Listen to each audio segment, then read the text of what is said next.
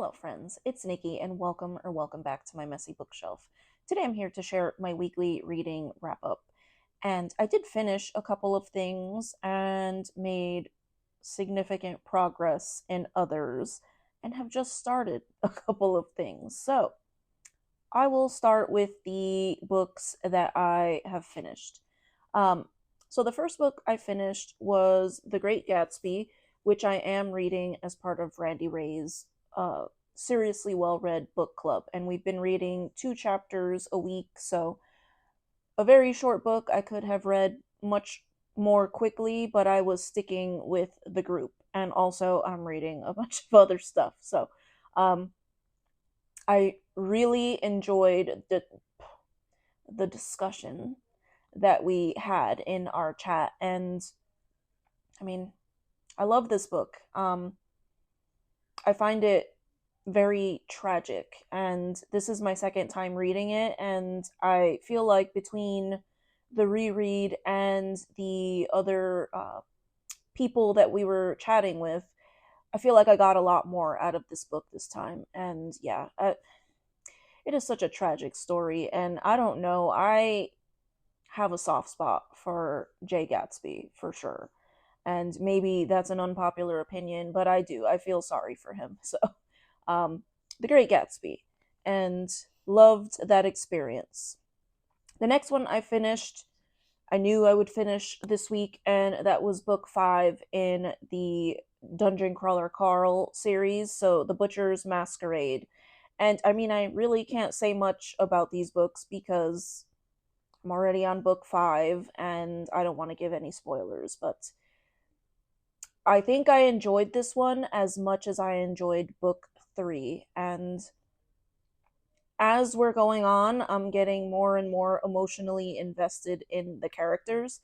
And I really love some of them. And I feel like for something that sounds so silly, that Matt Dinniman has done a really great job creating, depth to these characters. And also the world building is amazing. So loving the series still, and will continue. So book 5, Dungeon Crawler Carl.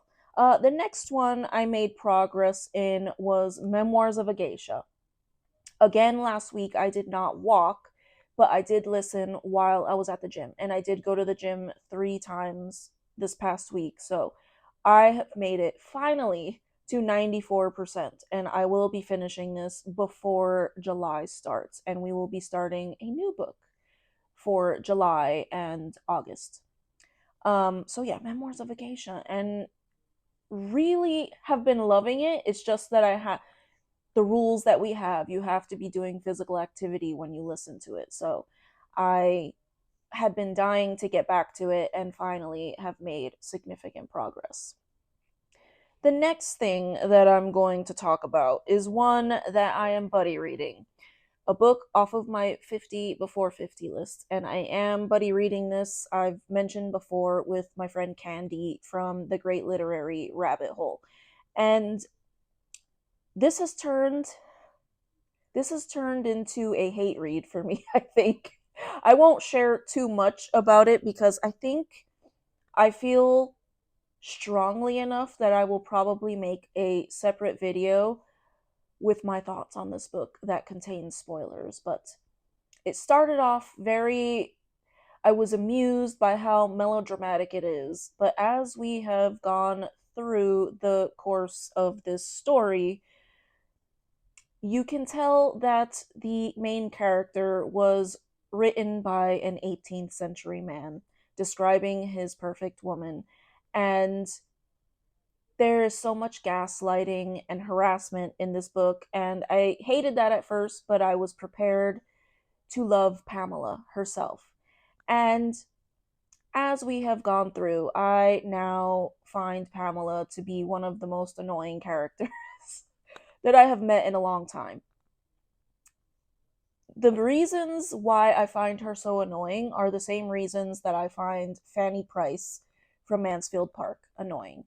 And this book has made me have a new appreciation for Fanny Price because I feel like she was virtuous and good and, perfect, but she was a little bit more cynical and a little more, what's the word I'm looking for? She wasn't quite the wet mop that Pamela is. Pamela is a wet mop. And if she faints one more time or throws herself at someone's feet one more time, I think that I am going to, as my friend Melly said when she told me about her experience with this book, I may throw this book against the wall. I am so tired of the fainting and the tears, and it's just gotten to be too much. And so I decided I was going to continue. I am almost done, and I plan on finishing this today. I want to know how it ends. I care enough to know how it ends and know if these people got their act together or how Samuel Richardson ties this all up, because I cannot stand a single character in this book.